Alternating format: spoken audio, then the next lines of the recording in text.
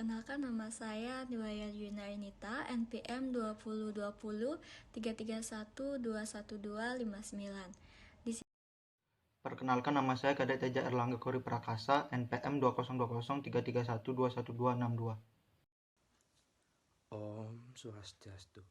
Baik, perkenalkan, nama saya Idewo Nyoman Agus Wiradi Putra, NPM 2020-3312-1263. Perkenalkan, nama saya Niputu Putri Rita Permatasari dengan NPM 2020-3312-1267.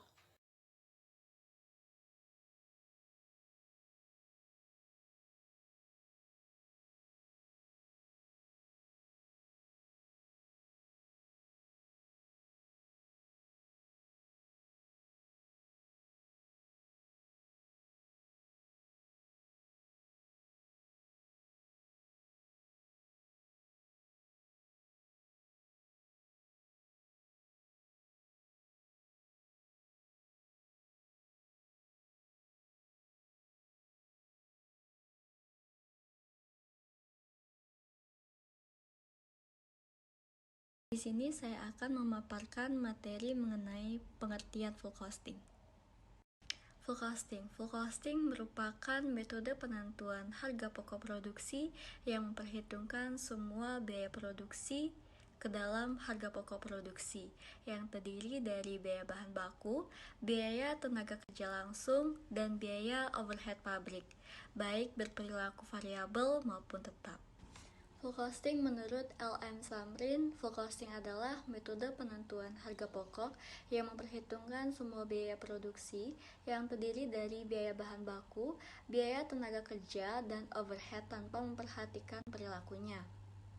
Pendekatan full costing yang biasa dikenal sebagai pendekatan tradisional menghasilkan laporan laba rugi di mana biaya-biaya diorganisir dan disajikan berdasarkan fungsi-fungsi produksi, administrasi, dan penjualan. Laporan laba rugi yang dihasilkan dari pendekatan ini banyak digunakan untuk memenuhi pihak luar perusahaan. Oleh karena itu, sistematikanya harus disesuaikan dengan prinsip akuntansi yang berlaku umum untuk menjamin informasi yang tersaji dalam laporan tersebut. Selanjutnya, variable costing.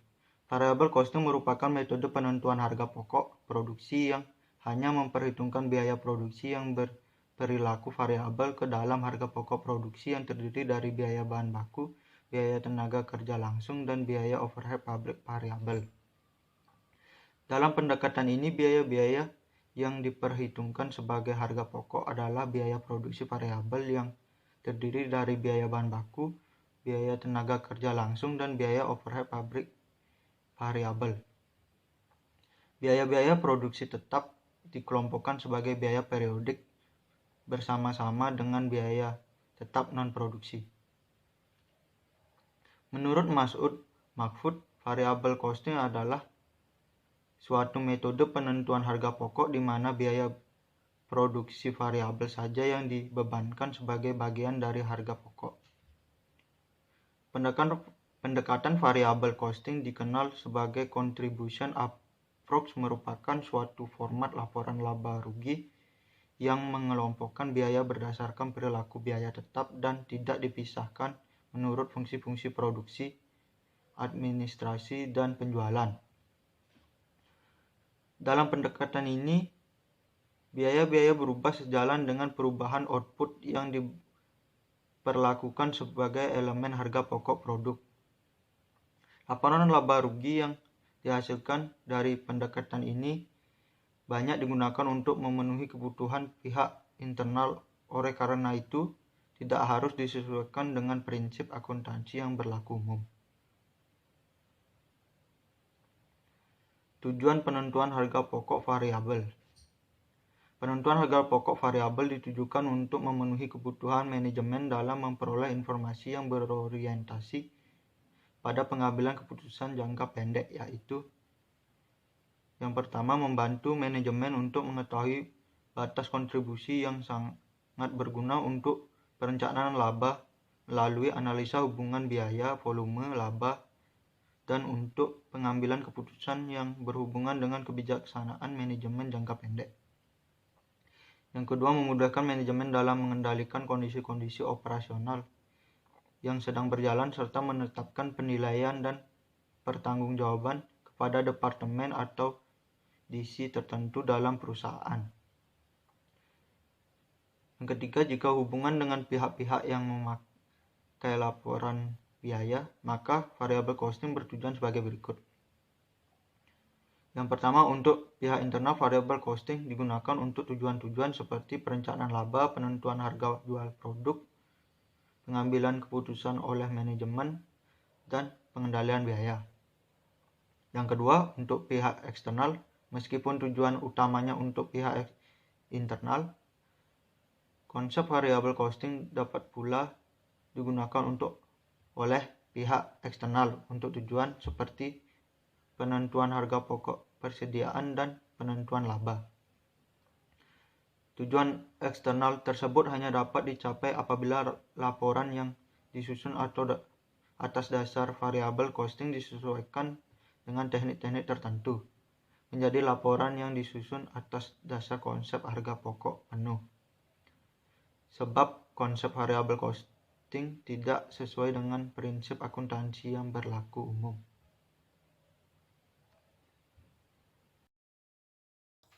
Di sini saya akan melanjutkan presentasi yang ketiga, yaitu perbedaan full costing dan variable costing.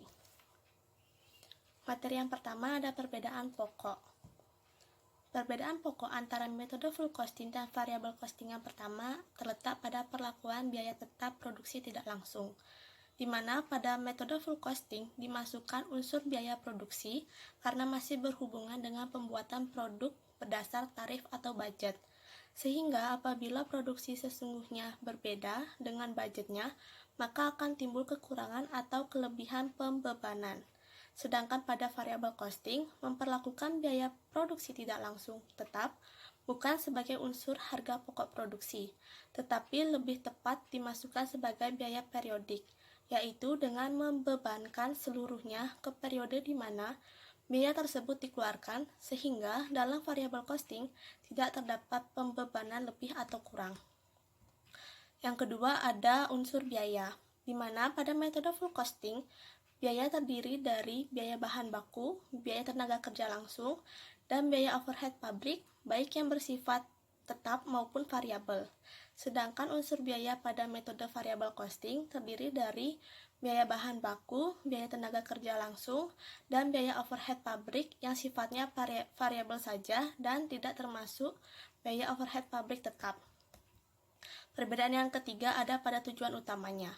Pada konsep full costing memiliki tujuan utama untuk pelaporan eksternal, sedangkan pada konsep variable costing memiliki tujuan utama untuk pelaporan internal.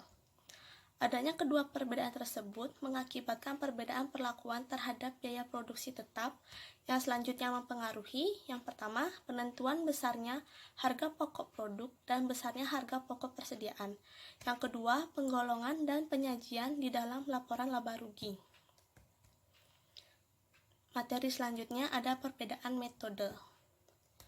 Pembahasan tentang perbedaan metode variable costing dengan metode full costing dapat ditinjau dari segi yang pertama ada penentuan harga pokok produk.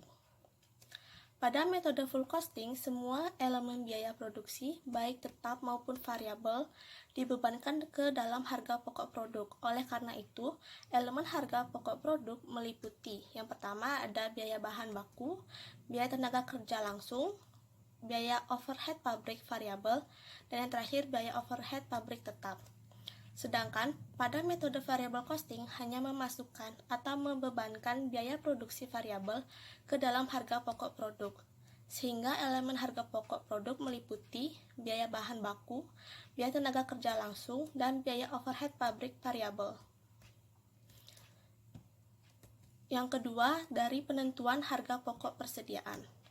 Dengan adanya perbedaan pembebanan elemen biaya produksi kepada produk antara metode full costing dan variable costing mengakibatkan perbedaan pada harga pokok persediaan. Pada metode full costing, BOP tetap dibebankan ke dalam harga pokok produk. Oleh karena itu, jika sebagian produk masih ada dalam persediaan atau belum terjual, maka sebagian BOP tetap masih melekat pada harga pokok persediaan. Sedangkan pada metode variable costing, tidak membebankan BOP tetap ke dalam harga pokok produk. Akan tetapi, BOP tetap langsung dibebankan ke dalam laba rugi sebagai biaya periode. Oleh karena itu, produk yang masih ada dalam persediaan atau belum terjual hanya dibebani biaya produksi variabel atau BOP tetap tidak melekat pada harga pokok persediaan. Baik, di sini saya akan memaparkan materi nomor 4, yaitu kelemahan dan kelebihan full costing. Full costing mempunyai 3 kelebihan, yaitu yang pertama, menampilkan biaya overhead sesungguhnya sebab mengandung 2 jenis biaya overhead, yakni tetap dan variabel. Yang kedua, metode ini mampu menunda pembebanan biaya overhead saat produk belum laku terjual. Yang ketiga, pembebanan biaya overhead atas barang yang belum laku bisa dialihkan untuk mengurangi atau menambah harga pokok dalam persediaan. Kekurangan full costing yaitu metode full costing membuat harga jual menjadi lebih tinggi ketimbang memakai berapapun harga barang tersebut. Yang selanjutnya, materi nomor 5, kelemahan dan kelebihan variable costing. Variable costing mempunyai 3 kelebihan, yaitu yang pertama, baik untuk yang hendak melakukan perencanaan laba jangka pendek. Yang kedua, bisa dipakai untuk pengendalian biaya sebab variable costing membagi biaya tetap menjadi 2 golongan, yakni discretionary fixed cost dan committed cost. Yang ketiga, dapat dipakai sebagai referensi pengambilan keputusan untuk order pesanan khusus yang tidak membutuhkan order banyak seperti full costing. Variable costing juga mempunyai kekurangan, yaitu yang pertama, pemisahan discretionary fixed cost dan committed fixed cost sulit untuk dilakukan. Yang kedua, selain itu banyak yang beranggapan bahwa metode ini tidak sesuai dengan prinsip akuntansi dan menyebabkan naik turunnya laba karena adanya perubahan dalam penjualan. Yang ketiga, variable costing juga tidak cocok diterapkan pada perusahaan musiman karena akan menyajikan kerugian laba yang tidak normal. Yang keempat, dalam metode variabel biaya overhead tetap tidak dimasukkan sehingga nilai persediaan menjadi lebih rendah. Begitu pula penyajian laporan laba rugi.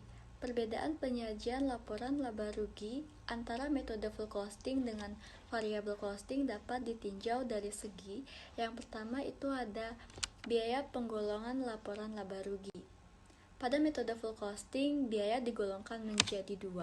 Yang pertama itu ada biaya produksi yang meliputi biaya bahan baku, biaya tenaga kerja langsung, dan biaya overhead pabrik tetap maupun variabel. Yang kedua, itu ada biaya non-produksi atau biaya periode yang meliputi semua biaya yang tidak termasuk ke dalam harga pokok produksi yang sehingga harus dibebankan langsung ke dalam laporan laba rugi periode terjadinya. Pada metode variable costing, biaya digolongkan menjadi 2. Yang pertama ada variable cost atau biaya variabel, dan yang kedua itu ada biaya tetap atau fixed cost. Biaya variabel atau variable cost meliputi semua biaya yang jumlah totalnya berubah secara proporsional sesuai dengan perubahan volume kegiatan, yang dimana dikelompokkan menjadi 2. Yang pertama itu ada biaya variabel produksi yang meliputi biaya bahan baku, biaya tenaga kerja langsung, dan biaya overhead pabrik variabel.